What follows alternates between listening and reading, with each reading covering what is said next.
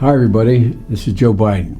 I delivered a report to President Obama laying out how far we've come since he put me in charge of the Cancer Moonshot. That was back in January. And to lay out a real vision for where we need to go in the immediate future, to do in 5 years what otherwise would take 10, to inject a real sense of urgency into the fight against cancer, and to change the culture and reimagine our system in order to be able to win. You know, when President Nixon declared a war on cancer in 1971, he had no army, he had no resources, and no clear strategy. But after 45 years of progress, funding research, training scientists and physicians, and treating millions of patients, we now have an army. And we have tools, powerful tools. And with the Moonshot, we now have a clear strategy for the road ahead. It matters, folks, because there's a consensus now that we're at an inflection point with science, medicine, technology, all advancing faster than ever and offering real promise. But we can't play by the rules of 1971 when we didn't have this working for us. In 2016, there's much more we can do. Just 5 years ago, for example, immunotherapy, using the immune system to kill cancer cells while protecting healthy ones, wasn't taken seriously.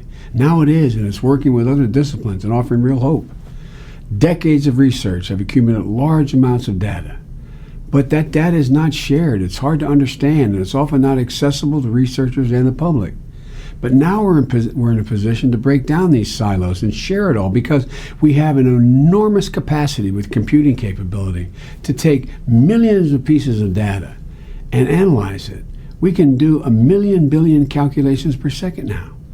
And the Moonshot's vision report reflects what my wife and I, Jill and I, have learned about meeting with thousands of cancer patients, their families, advocates, physicians, researchers, philanthropists, technology leaders, and heads of state from all over the world. What we need to do.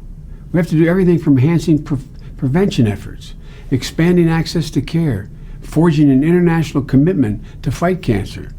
This week, I also released a report from the Cancer Moonshot Task Force, the team I'm leading to reimagine the federal government's fight against this dreaded disease. It touches almost every corner of the government. For example, you'd expect the National Institute of Health to be involved in researching radiation therapy for cancer patients when radiation is used to deal with after the tumor is taken out.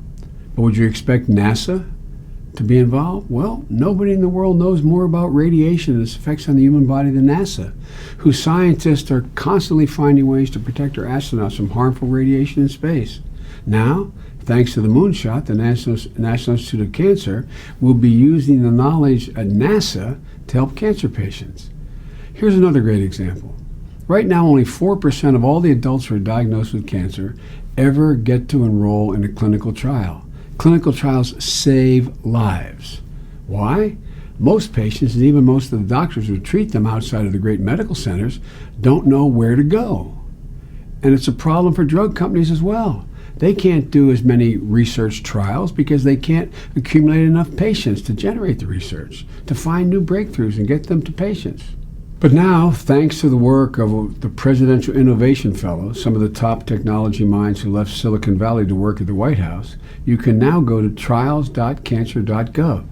Type in real words like breast cancer, a zip code, your age, and you'll more easily be able to find a list of all the clinical trials that are being conducted in your area to become part of them. Another thing that's happening that didn't happen before is that the private sector is also reimagining what it can do and what it should do. In just the last few months, more than 70 new public-private sector commitments have been made by companies like Microsoft and Amazon. For IBM, for example, IBM came to us and offered their supercomputer Watson to partner with the Department of Defense and the largest hospital in the world, the VA. Now a veteran who's diagnosed with cancer at the Veterans Administration can get his or her cancer genome done immediately, their tumor sequenced, and then Watson will search all the known therapies in the world to target that particular cancer and deliver it right to the patient and the doctor. Folks, most of you assume we're already doing a lot of these things, but we weren't. But we are now. And the Moonshot is about all of us doing our part. Visit Cancer.Serve.Gov to learn how you can volunteer to help loved ones, friends, and neighbors. In our fight against cancer, we have to be unwilling to postpone as well, for the loved ones we've lost and the ones we can still save. So thanks, and have a great weekend. May God protect our troops.